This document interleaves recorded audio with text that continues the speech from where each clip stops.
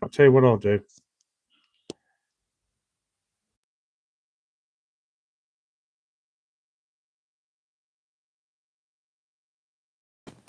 There we go. It should work now. I'm gonna have to speak up though. It's a nightmare. This thing is, this is the trouble when you buy this sort of stuff off Amazon. It ain't no good. Right. Okay. So Lot was sitting in the gate of Sodom, and then he insisted strongly, didn't he, that they turned in with him and entered his house, according to the custom. So you have to think. You have to think. But yeah, thank you, King of Games. Thank you very much. Thank you for that. May the Lord bless you. The Lord bless and keep you. Yeah. Right. So I've got to start again. David composed himself. Right. He insisted strongly, so they turned into him and entered his house. So yeah, you have to imagine like 3,000 years ago, whenever this was. Well, more like 4,000 years ago. According to the customs of the ancients in the East, the hospitality that Lot offered to the visitors was not unusual. But the urgency with which he offered it was, because obviously he knew that that it was a little bit of a dodgy town where he lived. He'd been living there with his two daughters, and then there's other people with him and his wife as well, and they knew that it wasn't a great place to live, Sodom and Gomorrah. So obviously Lot was concerned for their safety, and he was generously provided for his guests with a feast, didn't he? They did a feast. Now, before they lay down, the men of the city, the men of Sodom, both young and old, all the people from every quarter, they surrounded the house. And they called to Lot and said to him, "Where are the men who came to you tonight? Bring them out to us so that we may know them." And we know exactly what they mean there, yeah? So, what does that mean? And what on earth is all this about? So where are the men who came to you tonight? Bring them out to us. Let's have a look at that line. These citizens of Sodom clearly came to homosexually abuse and rape the two visitors. They were willing to break all the principles of hospitality and morality for their own violent and sexual gratification. So that much is obvious, complete. All these gang of guys go there and they ask to do this. It's not exactly hospitality has gone out the window a bit there. Then the men of the city, both old and young, all the people from every quarter surrounded the house. This shows that the entire city was given over to this violence and immorality, and that this behavior wasn't unusual, but it was accepted among the men of Sodom, both young and old as well. So you got to remember that, because you kind of think like, oh, people should know better, the older that you get. But no, it was everyone. Hiya, Brandon. How's it going? May the Lord bless you this day. May the Lord keep you. Yeah. And by the way, a quick message for Troy Reese. You're a coward, and may the Lord rebuke you until you repent. When you write silly things like that, then run off. So you can go and run away somewhere. Okay, so. So we'll go now on to the third part of the text, where Lot bargains for the life and the safety of his guests. So they're all there, they're all sitting there, aren't they? So Lot went out to them through the doorway, shut the door behind them, and said, "Please, my brethren, do not do so wickedly. Now, I have two daughters who have not known a man." So we know what that means, they've not known a man. "Please let me bring them out to you, and you may do with them as you wish. Only do nothing to these men, since this is the reason they have come under the shadow of my roof." Okay. And they said, "Stand back." And then they said, "This one came in to stay here, and he keeps acting as a judge. Now we will deal worse with you than with them." So they pressed hard against the man Lot, and came near to break down the door. So, I mean, this is very crazy stuff, isn't it? Yeah. Again, this is where humans are irrational beings. Yeah. So, "Please, my brethren, do not do so wickedly." So what does he mean by that line? Please, my brethren, do not do so wickedly. This was a difficult argument for Lot to make. He and the men from Sodom had a completely different standard for deciding what was wicked and what was not. The men of Sodom thought that they were pursuing pleasure and did not care that Lot thought that it was wicked. The difference in the standard points to the important questions.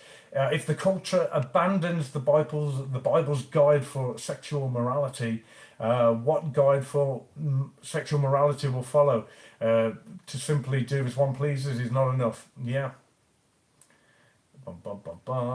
"I have two daughters." So this is highlighting where he pointed out he's got two daughters. He said, "Look, leave these two guys alone, but I've got two virgin daughters, have them instead." I mean, that seems absolutely crazy, doesn't it? "I have two daughters who have not known a man. Please let me bring them out to you, and you may do with them as you wish." Okay, so this is Lot's offer to the mob, and was horrible and cannot be justified. Amen to that. I think even by today's standard, with the immorality that we have, I think we'd all pretty much say, what on earth is Lot thinking about there? The men of Sodom showed a shocking demonstration of depravity, but Lot's willingness to give up his daughters to the mob is obviously, well, it's beyond the pale, isn't it? It's beyond the pale. It's shocking. There is some explanation found in the low place of women, obviously in that pre-Christian world, because women was, well, let's be faced with it. They were kind of treated really badly, weren't they, in that time? And they were almost treated like cattle, really, to be fair. And obviously, it's like that there, really, in some parts of the world, and it still goes on. And the high place of protection and honour granted to guests in one's home under the sacred obligations of hospitality. It was often understood that a guest was to be more protected than one's own family. How crazy is that? Again, it's all about culture, isn't it? It's all about culture. This one came in to stay here and keeps acting like a judge. So, right, what does he mean by this line? This one came in to stay here and he keeps acting like a judge. So the men of Sodom mocked Lot and they rejected his weak efforts to provide moral and spiritual leadership. So basically they could see through this straight away, couldn't they? They've you could picture them as like, no, we've come here for the blokes, we haven't come here for your daughters. And then perhaps Lot thought that through the compromise, he might reach these men. But just the opposite happened, didn't it? Instead, they were going to take it out on him, so that he was going to get a bit of that as well. They had no respect for him whatsoever, even though his friendly first approach led him to call called the wicked men my brethren. And he did. He called them my brethren, which we don't really use that word that often. As Christians, we use it quite a bit, to be fair. I use it quite a bit. You use it around your Christian brothers and sisters. It just means brothers, basically. So he's the wicked men. He called them my brethren. So moving on to the angelic protection at the door. So then what happened then? So obviously they shut the door, and but all the men there, they're pressing at the door. So everyone's surrounding the whole place. The men reached out their hands and pulled Lot into the house with them and shut the door. And they struck the men who were at the doorway of the house with blindness, both small and great, so that they became weary trying to find the door. So what does that mean? What on earth happened there? So what did these angels do then? It says it struck them with blindness, both small and great, and they become weary trying to find the door. So the men reached out their hands and pulled Lot into the house with them and shut the door. So it must have taken great, perhaps supernatural strength to do what the angels did. Angels, obviously, they're not of this world, so they'd be supernatural beings, so that wouldn't be amiss there, would it? And then perhaps for the first time, Lot began to understand that his guests were more than just simple men, yeah? Right. They struck the men down who were at the doorway of the house with blindness.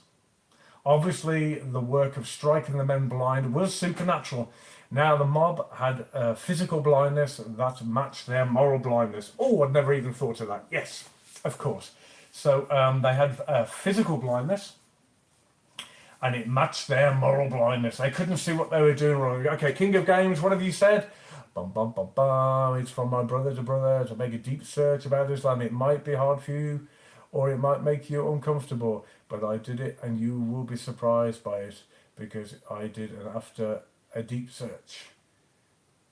I don't quite understand what you mean there, mate. So it's from your brother to brother, make a deep search about it. Oh yes, yeah, I know quite obviously I've not read all the Quran, but because I do polemics, I do a lot of polemics, because obviously when we're doing our evangelism, King of Games, we go out, we speak to a lot of Muslims, we speak to like Jehovah's Witnesses and Mormons, speak to all sorts of people, a lot of atheists.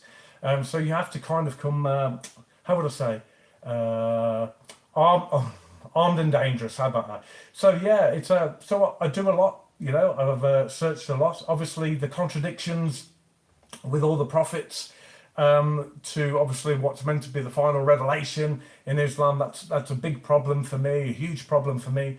I mean, of course, people who believe in Islam, they follow Islam, they would say that the Quran is perfectly preserved all this time. So that in itself is a miracle. So yeah, there's lots to consider, and yes, don't worry about that. I speak with Muslims a lot, but it's usually me trying to convert them rather than them trying to convert me. Like I say, it's I'm involved with polemics a lot. You know, with the likes of Bob at Speaker's Corner. You know, obviously I'm not as angry as those guys. I don't shout at that, you know, and I don't go to Speaker's Corner nearly as much as maybe I should. It's a bit of a ways away for me, you know. It's quite far away. London is. It's just to go there on a Sunday. So yeah, but thank you for that, King of Games. Yep, everyone's got to keep searching. It'd be like someone saying, "Oh, the film Avatar's rubbish," but they've never seen the film Avatar. So how could you possibly say? So you've got to investigate, haven't you? Yeah, I don't know why I chose Avatar, because I've never actually seen that film, which is why I wouldn't say it was rubbish. So the angels' deliverance of Lot. So the angels warn Lot, and then Lot warns his family. The The angel said to Lot, have you anyone else here? Son-in-laws, your sons, your daughters, and whomever you have in the city, take them out of this place. For we will destroy this place, because the outcry against them has grown great before the face of the Lord, and the Lord has sent us to destroy it.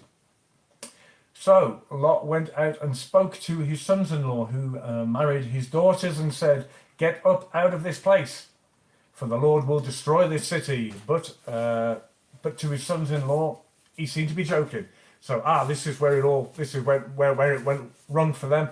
After everything that went on, his sons-in-law didn't trust Lot. He didn't trust him. After seeing those things, you think you would do, wouldn't you? So, have you anyone else here? What do they mean by that? So, the angels were not omniscient, knowing everything. Well, we know that.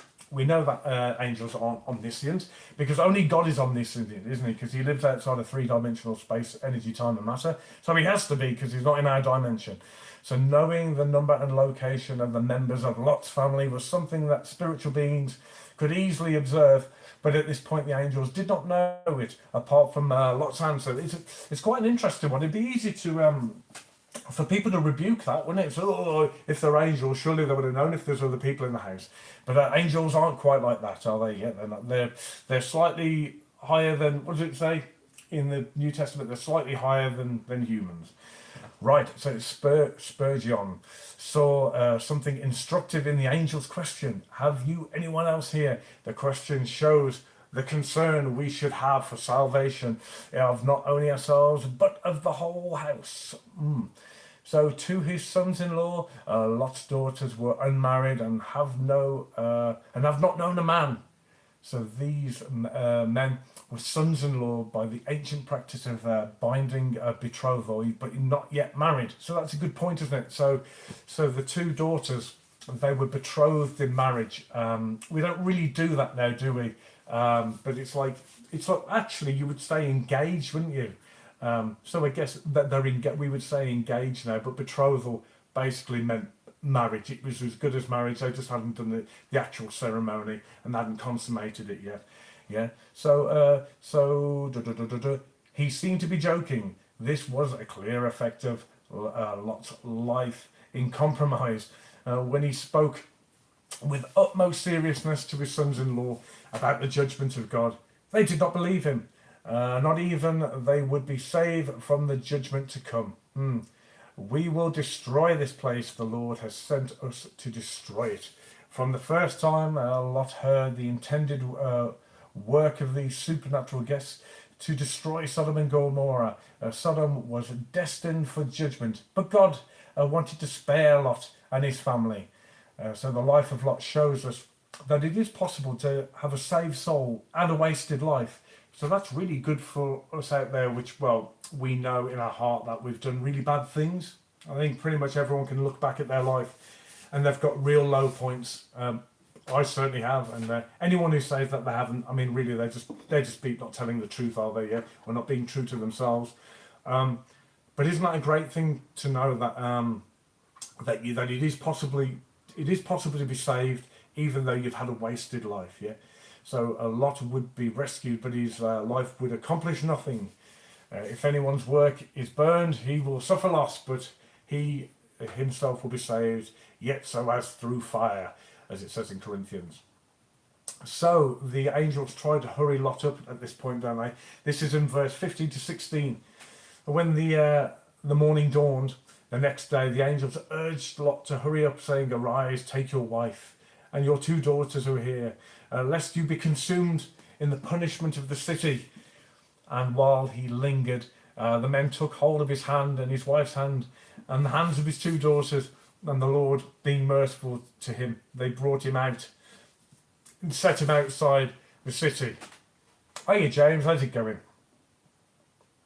May the Lord bless you this day. You've missed the first troll. You can troll him for me. His name's Troy Reese. He's a troll, though I think he's run like all good trolls. He's gone back under his bridge, haven't you, Troy Reese? Don't worry. Anyone who writes anything nasty like that to me, I always go back onto their profile, and especially if they got some videos, I give them some words of wisdom. But of course, it's all biblical, of course, because I'm not an angry person. Okay, so why did he linger? Right, so imagine this, picture this. You've been told by two people who you suddenly realise that they're not of this world. They're the holy beyond holy. That that the place where you're living is going to be destroyed. You wouldn't hang around, would you? Yeah, you wouldn't hang around. You'd want to get out of there. But why is he hanging around? This is crazy. Lot, what is wrong with you? So too much of Lot's heart was in Sodom. So he couldn't turn away from Lot, could he? So he didn't have the urgency to leave the city, a lack of urgency to obey God, and good grief, even when it is necessary and good. It's a common sign of compromise and a backsliding condition. So the men took hold of his hand. They take hold of his hand, and then they bring him out of the city, don't they? Yeah, they take him out of the city, and then they escape from Sodom. So it came to pass. This is what it says from 17 to 22. So it came to pass, when they had brought them outside, that he had said, "Escape for your life. Do not look behind you, nor stay anywhere in the plain. Escape to the mountains, lest you be destroyed." And then Lot says to them, "Please, no, my lords. Indeed now your servant has found favour in your sight, and you have increased your mercy, which you have shown me by saving my life. But I cannot escape to the mountains, lest some evil overtake me and I die. See now, this city is near to me, enough to flee to, and it is a little one. Please let me escape there. It is not a little one, and my soul shall be saved." And he said to them, "See, I have favoured you in concerning this thing also, in that I will not overthrow the city from which you have spoken. Hurry, escape there, for I cannot do anything until you arrive there." And then the city was called Zoar. So, brethren, we'll have to leave it there because it goes on some really dodgy stuff after this, but we'll have to cover that tomorrow. Oh, yes.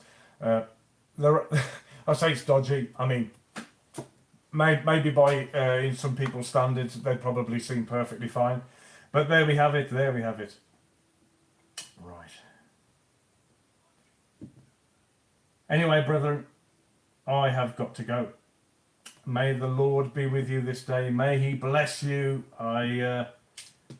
May he show you favour this day. James, it's good to see you. Zachary. Oh, Zachary's online. Hello, Zachary. How are you? Should you be doing your homework, Zachary? But yes, there we're going to have that, brethren. We've got to go. We have to go. And keep reading the word, brethren. Read the word every day, even if it's just a little paragraph. And may the Lord bless you. May he keep you. May he not give you what you want, but what you need. Not what you want, it's what you need. Because we want all sorts of things, don't we? But it's the things we need that we need from the Lord, yeah. I don't need a Lamborghini. I'd like a Lamborghini. But, you know, there we go. Anyway, brethren, so take care, and the Lord bless you and be with you this day. Bye-bye.